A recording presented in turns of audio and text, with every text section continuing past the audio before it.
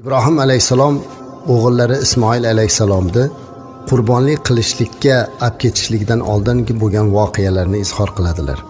Uyiga kirib, onasi Hojar onamizga aytgan ekanlar. Bolangni kiyintirib ber, bir joyga olib borib kelaman, o'ynatib kelaman deb. Onasi chiroyli kiyintirib bolasini qo'shib berdilar. Ibrohim alayhissalom bolasini olib ketyaptilar. Bola otani oldida yugurib yelib ketyapti. Otasi uni qurbonlik qilishligi to'g'risida xayoliga ham kelmayapti. İbrahim alayhissalom o'g'illarini olib borib, o'sha Mino vodiysiga, hozirgi hojilarimiz to'planib turgan joyda qurbonlik qiladigan makonga olib bordilar. Shundan keyin azizlar, Ismoil alayhissalom otalari Ibrohim alayhissalomga bir gap aytdi, azizlar. Jon, modomiki meni bo'g'izlar ekansiz, sizga ba'zi bir iltimoslarim bor. Nima iltimosim bor? Mani qo'limni bog'lab qo'ying, otajon dedilar. Nega bolam dedi. Aytishadi-ku, ota, jon berish og'ir deb. Siz meni bo'g'izlaganingizda jon beryapti, bilmasdan qo'lim qimirlab ketib sizni urib yuborsam, otasini urgan farzandlari qatoridan bo'lib qolmay deb qo'rqyapman dedilar. Ibrohim alayhissalom yig'ladilar. Yana ikkinchi vasiyatini aytdilar. Ko'ylagingizga va meni kiyimlarimga qon tekkizmangki, onam ko'rib ko'ngillari buzilmasin. Onamni oldiga men tengi bolalarni ko'rsatmay turingki, ularni ko'rib onamning qalbi mahzun bo'lmasin.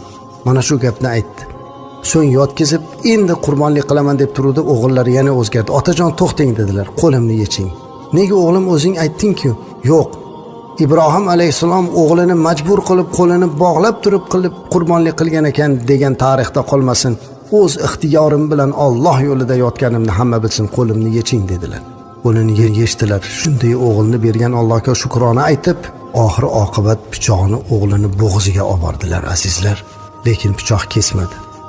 Alloh haq subhanahu va taolo Qur'oni Karimda aytadiki, Ismoil alayhissalomga o'rniga qo'y keltirib, biz endi uni o'rniga boshqa zabih qiladigan ulug' birni fido qildik.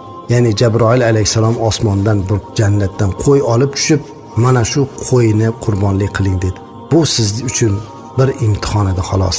Hech qachon Alloh bandaga zulm qilmaydi. Faqatgina bir imtihon edi. Va bu imtihondan ota ham, bola ham, ona ham nihoyatda chiroyli o'tdi. Mana shundan keyin Ibrohim alayhissalom o'g'illari Ismoil alayhissalom o'rniga Jabroil alayhissalom olib kelgan qo'yni qurbonlik qildi. Shundan beri har yili qurbon hayiti kuni qo'y so'yamiz. Ba'zan bizdan odamlar so'raydi, "Domla, qo'yni qanaqasini so'yaylik?" Chiroyligini so'ying, chunki bu o'g'lingiz o'rniga fido bo'lyapti.